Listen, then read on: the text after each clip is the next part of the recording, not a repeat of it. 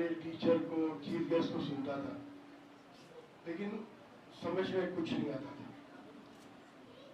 आप लोग इतने आराम से बैठे हो, ये टीचर्स को क्रेडिट जाता है कि टीचर्स ने आपको कितनी अच्छी तरीके से सींचा है, संवारा है। जब मैं अंदर आया, आपके प्रिंसिपल साहब ने या कंप्यूटर साहब ने एक दो लाइन कही उन्होंने कि हम गरीबों के स्कूल में मैं आया हूँ। इन्होंने गलत कहा।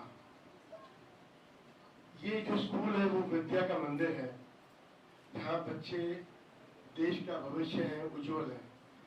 आप लोग अगर गरीब हैं तो हम तो सबसे बड़े गरीब हैं। सर, ये लाइन मेरे हिसाब से आगे से कभी नहीं भूलनी चाहिए आपको। स्कूल का नाम है आपका सनफ्लावर, अपने आप में एक बहुत बड़ा नाम है। टीचर्स को मैं एक बात बताऊं, a simple question to you all. एक सनफ्लावर की टेंडेंसी क्या होती है? To go around with the sun. Am I right? लेकिन जब बादल होते हैं तो सनफ्लावर क्या करता है? क्या कोई बता सकता है मेरे को? बारिश में या बादल के दिनों में सनफ्लावर क्या करता है? Please come forward. What is that?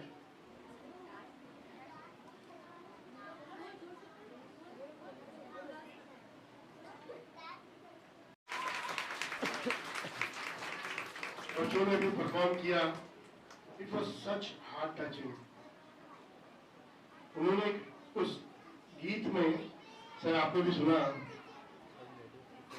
एक जो किरदार अदा किया, इट वॉज अमेजिंग। मैं कई स्कूल्स में, कॉलेजेस में जाता हूँ।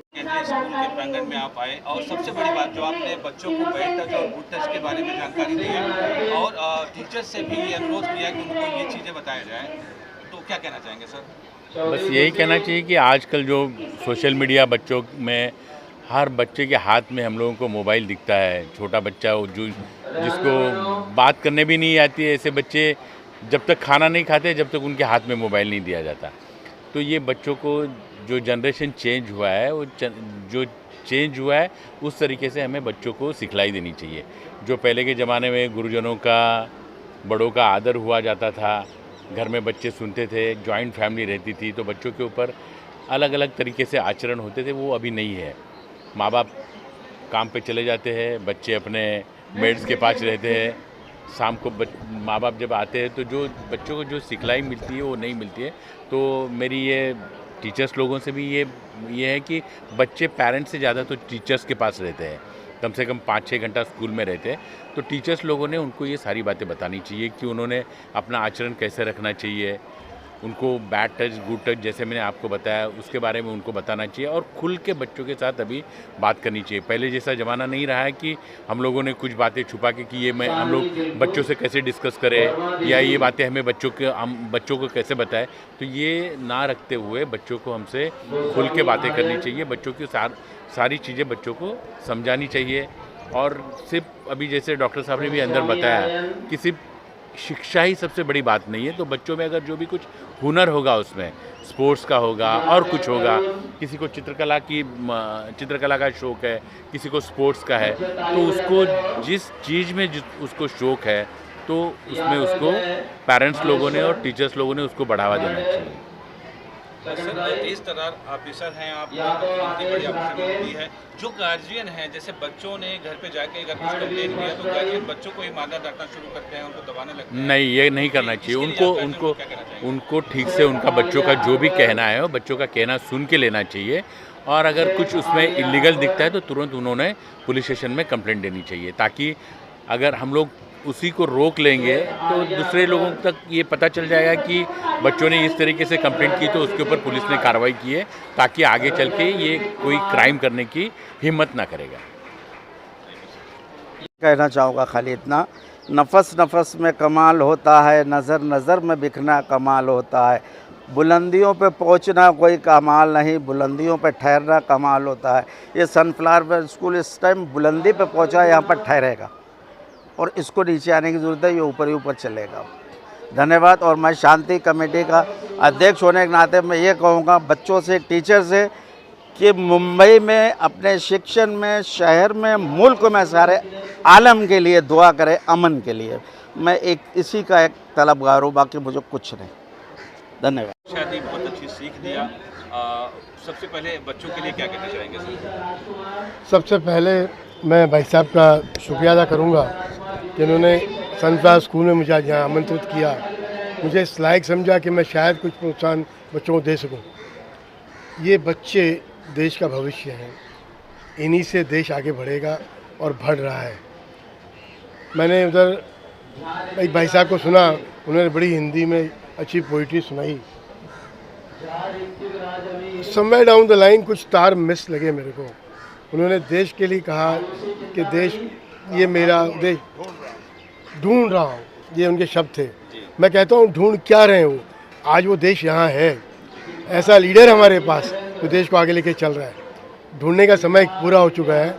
लेट्स टेक अ ओथ कि हम आगे इस तरीके से बढ़ते चलें, और कुछ नहीं तो कम से कम जो हमारे सीनियर लीडर्स हैं उनका हौसला बढ़ाते रहें। एकता बहुत ज़रूरी है, और ये मैं मानता हूँ कि आने वाले दिनों में ये देश, मैं अक्सर कहता हूँ संतोष जी, इस देश को सोने की चिड़िया पहले कभी बुलाते थे, वो दिन दूर नहीं कि इसे फिर सोने की चिड़िया के नाम से नवाजा जाएगा। It's the true fact of life.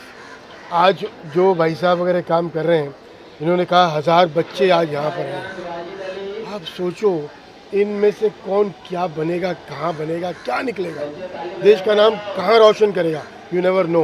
But जो स्पार्क है वो इन स्कूल्स में ही है, कॉन्वेंट्स में वगैरह में नहीं है, यही है उस स्पार्क।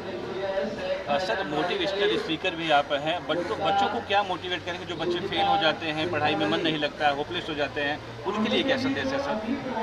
इंस्पिरेशन देने वाले बहुत हैं। मैं यहाँ पे सदगुरु साहब ने एक बात मुझे समझाई थी, फेल होना कोई बड़ी बात नहीं है, किसी चीज़ में नुकसान करना कोई बड़ी बात नहीं है। आप वो खुश नसीब हो कि आप फेल होके कुछ सीख रहे हो। ऊपर वाले को मंजूर था कि आपको 1 साल पीछे करना है। We need to learn something from that, कि भाई आज कोई न कोई चीज़ की वजह से आपको 1 साल पीछे किया गया, उस चीज़ को गांठ बांध के आगे बढ़ें। दी होराइजन इज़ योर्स। आपने जिक्र किया या अंदर जिक्र किया था पुलिस वाले साहब ने on the education part of it. वैसे एक और थॉट थी, आज बच्चे बड़ा आसान समझते हैं सुसाइड करना। उनको क्या हक है सुसाइड करने का? उनको ये सोचना ज़रूरी है कि उनको जो जीवन माँ बाप ने दिया है वो अमूल्य है। आप कुछ भी ऐसा करने के पहले कुछ सोचो कि आप क्या कर रहे हो। सदगुरु साहब ने एक बात बताई थी मुझे, तिवारी साहब, बच्चे आज आसान तरीका ढूंढते हैं कि भाई हम फेल हो गए, सुसाइड करना। उसका बेस्ट तरीका क्या है? पंखे से लटक जाना। कोई नहीं सुसाइड करना चाहता, हकीकत ये है। जब तक वो बच्चा रियलाइज़ करता है कि ये मुझे छोड़ना है, तब तक बहुत देर हो जाती है। द फैक्ट इज़, कभी आपको कोई एक्सपेरिमेंट करना भी हो, ऊपर वाले ने 2 हाथ दिए आपको, एक हाथ से आपकी सांसों को बंद करके देखो, 20 सेकंड में आपको लगेगा छोड़ो यार, ज़िंदगी ज़्यादा इम्पोर्टेंट है, एग्ज़ाम्स तो आती जाती रहेगी। That's the true fact. आपको माँ बाप ने ये ज़िंदगी दी है, एक हसीन ज़िंदगी है, इसे हर तरीके से जियो एंड टेक लाइफ फॉरवर्ड।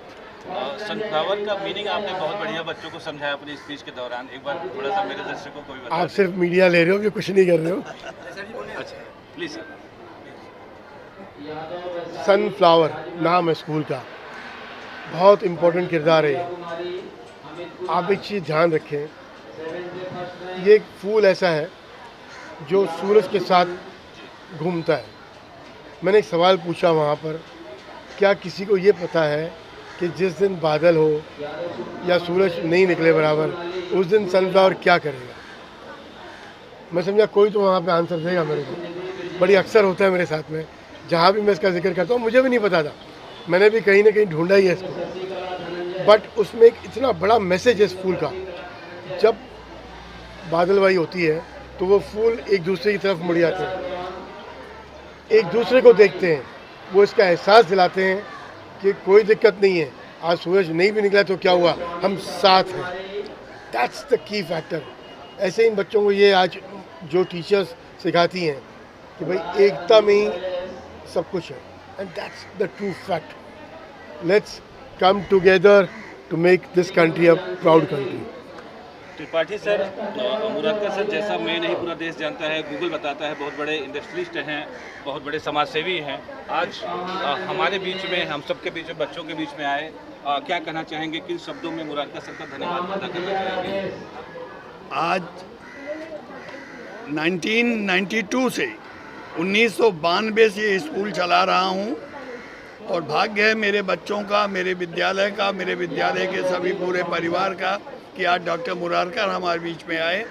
और डॉक्टर मुरारकर ने जो बच्चों को कहा, एक बहुत बड़ी चीज़ होती है कि एक बच्चा जो प्राइज़ पाया, फर्स्ट प्राइज़ पाया एकेडमी में, उसे इतना प्रभावित हुए, छोटा बच्चा 9th स्टैंडर्ड का बच्चा, ईश्वर करेंगे तो भविष्य में वो बहुत आगे जाएगा, क्योंकि ऐसे लोगों को डॉक्टर मुरारकर जैसे लोगों का आशीर्वाद प्राप्त है। इनका आशीर्वाद हमारे विद्यालय को मिला, ये मेरा भाग्य है। मैं धन्यवाद करता हूँ। महेंद्र सर, आपको पता है मुरारका जी के बारे में, अभी राष्ट्रीय स्तर के समाज सेवी हैं। अभी हाल में इन्होंने बिहार में मुक्ति धाम मीना मुरारका अपने माता जी के नाम से एक ऐसा शमशान भूमि का आयोजन कराया जहाँ पे डेड बॉडी फ्री में जलाई जाएगी, कोई भी कास्ट नहीं होगा। तो ऐसे महान पुरुष के लिए क्या कहना चाहेंगे सर? पहले तो मैं परम आदरणीय मुरारका साहब का धन्यवाद करूंगा कि ऐसे प्रतिभा संपन्न व्यक्ति को पहली बार शायद मुलाकात हुई हमारी।